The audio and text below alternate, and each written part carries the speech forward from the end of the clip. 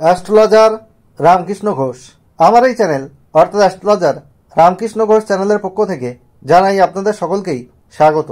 আশা করি ঈশ্বরের কৃপায় আপনারা সকলেই ভালো আছেন। আমি বিভিন্ন রাশির মাসিক রাশিফল নিয়ে আলোচনা করছি। আজকে আমার আলোচনা সিংহ রাশির কয়েকটি ভবিষ্যৎবাণী, যা 100% সত্যি হবেই। ফেব্রুয়ারি 2025 সিংহ রাশির স্বাস্থ্য কেমন যাবে, তাদের শিক্ষা, প্রাথমিক শিক্ষা, কলেজ বিদ্যা, উচ্চশিক্ষা কেমন হবে, তাদের কর্ম, চাকরি বা ব্যবসা কেমন হবে, তাদের অর্থভাগ্য কেমন হবে, তাদের আয় ব্যয় কেমন হবে, তাদের পিতামাতার স্বাস্থ্য কেমন যাবে, তাদের ওভারঅল ভাগ্য কেমন হবে, এইসব নিয়েই কিন্তু আমার আজকের আলোচনা। এবং সবশেষে আলোচনা করব সিংহ রাশির যে সমস্যা রয়েছে সেই সমস্যা থেকে বেরিয়ে আসার কী রেমেডি রয়েছে। আপনাদের কাছে অনুরোধ, ভিডিওটি কেটে কেটে দেখবেন না, তাহলে পরিপূর্ণ আলোচনা কিন্তু পাবেন না।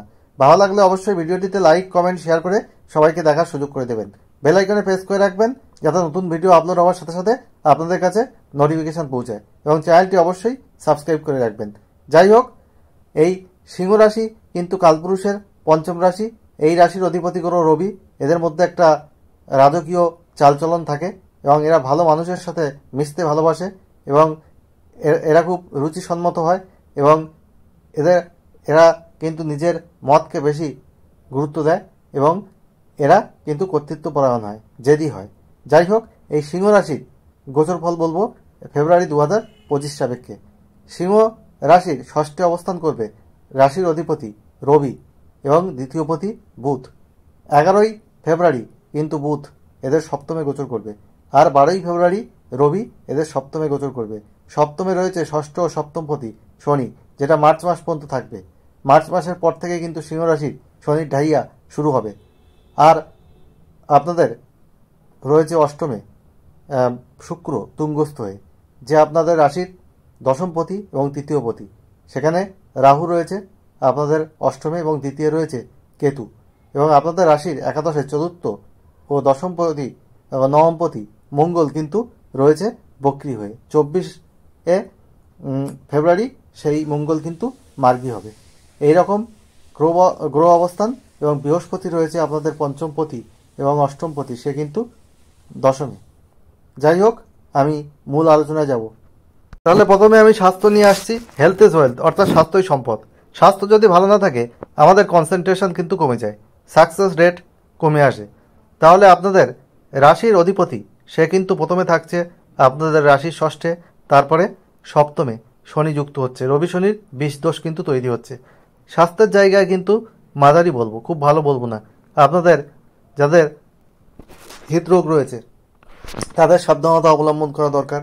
আর যাদের মাইগ্রেন জাতীয় কোনো সমস্যা রয়েছে, চোখ, ইএনটি অর্থাৎ নাক কান গলার সমস্যা, এইসব কিন্তু হতে পারে। স্বাস্থ্যের বিষয়ে আপনাদের সচেতন হতে হবে এবং খাবার প্রতি সচেতন হতে হবে। আপনাদের পেটের কোনো সমস্যাও কিন্তু দেখা দিতে পারে। স্বাস্থ্য ওভারঅল মাঝারি, খুব ভালো কিন্তু বলতে পারছি না। যাই হোক, স্বাস্থ্যের বিষয়ে আপনাদের সচেতন হতে হবে, নিয়মিত যোগব্যায়াম করতে হবে, এক্সারসাইজ করতে হবে, তাহলে আপনাদের স্বাস্থ্য অনেকটা ভালো যাবে। এবং খাদ্যাভ্যাস করতে হবে, মেডিটেশন করতে হবে। আপনাদের মধ্যে একটু টেনশন কাজ করবে, আপনাদের কাছের মানুষ কিন্তু দূরে সরে যেতে পারে। আত্মীয়দের সঙ্গে আপনাদের মনোমালিন্য হওয়ার কিন্তু একটা যোগ পরিলক্ষিত হচ্ছে। আর্থিক ভাগ্যের ক্ষেত্রে বলবো আপনাদের ইনকাম হলেও কিন্তু ব্যয় হওয়ার একটা যোগ কিন্তু রয়েছে এই মাসে। তার জন্যে আপনাদের মিতব্যয়ী হতে হবে, সেভিংস করার কিন্তু চেষ্টা করতে হবে, না হলে কিন্তু সমস্যা দেখা যেতে পারে। আর আপনাদের প্রাথমিক শিক্ষা এবং কলেজ বিদ্যা ভালো রয়েছে মোটামুটি, এবং রেজাল্ট মোটামুটি আসবে। আপনাদের পরিশ্রম বাড়াতে হবে, অ্যাটেন্টিভ হতে হবে।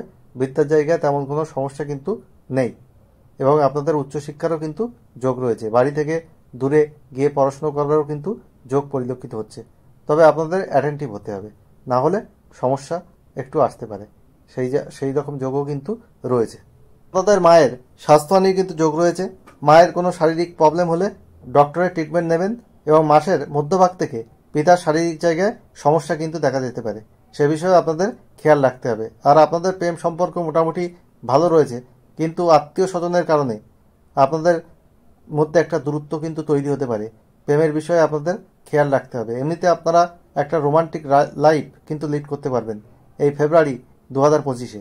এবং আপনাদের বিবাহিত জীবনের ক্ষেত্রে বলবো আত্মীয় স্বজনের কারণে আপনাদের মধ্যে একটা ডিটাচমেন্ট আসতে পারে বা আপনাদের মধ্যে একটা তিক্ততা কোনো কারণে সৃষ্টি হতে পারে।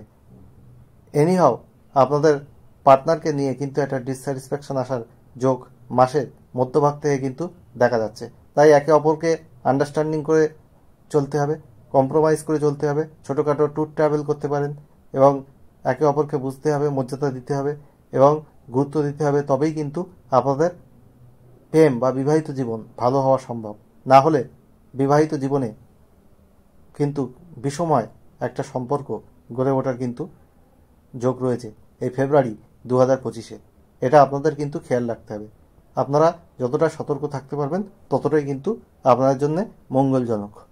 কর্মের ক্ষেত্রে বলবো, কর্মপতি শুক্র সে কিন্তু উচ্চস্থ অবস্থায় রয়েছে অষ্টমে এবং রাহু যুক্ত হয়ে রয়েছে এবং আপনাদের কর্মস্থানে পঞ্চম এবং অষ্টমপতি বৃহস্পতির কিন্তু অবস্থান রয়েছে, যার জন্যে আপনারা মাসের প্রথম ভাগে কিন্তু যারা কর্মের চেষ্টা করছেন তারা কিন্তু তাদের কর্মপ্রাপ্তির কিন্তু যোগ রয়েছে।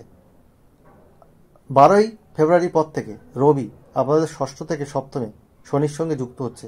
তখন আপনাদের কিছু সমস্যা ব্যবসা ক্ষেত্রে অবশ্যই আসতে পারে। নতুন ব্যবসা শুরু করার আগে, বিশেষ করে পার্টনারশিপ বিজনেস শুরু করার আগে অবশ্যই ভেবেচিন্তে ব্যবসা শুরু করবেন এবং ইনভেস্টমেন্ট করার ক্ষেত্রে বুঝে শুনে করবেন, না হলে কিন্তু নষ্ট হয়ে যেতে পারে কিছু পয়সা। আর আপনাদের এই কর্মক্ষেত্রে আপনাদের ওভারঅল ভালো রয়েছে। আপনাদের পদোন্নতির যোগ রয়েছে। কর্মক্ষেত্রে আপনাদের সাফল্যের যোগও কিন্তু দেখা যাচ্ছে। আপনারা ফোকাস থাকুন আপনাদের কাজের প্রতি, অবশ্যই কিন্তু আপনাদের কর্মের জায়গায় উন্নতি হবে। তবে বসের সঙ্গে কোনো মতানৈক্য করতে যাবেন না, কারণ রবি শনির একটা বিষ যোগ কিন্তু তৈরি হচ্ছে রাশির সপ্তমে, যেটা কিন্তু আর কিছু সমস্যা আপনাদের দেবে। লিগ্যাল কিছু প্রবলেম, কোনো কাগজে সই করার আগে আপনারা কিন্তু একটু ভেবেচিন্তে করবেন, দেখে শুনে করবেন, না হলে কিন্তু সমস্যা হতে পারে। আর আপনাদের প্রপার্টি কেনার যোগও কিন্তু এই মাসে পরিলক্ষিত হচ্ছে, কিন্তু সেই একই কথা, কাগজপত্র ভালোভাবে দেখে এবং ইনভেস্টমেন্ট করার আগে 7-5 ভেবে করবেন, না হলে কিন্তু সমস্যা আসার যথেষ্ট যোগ রয়েছে।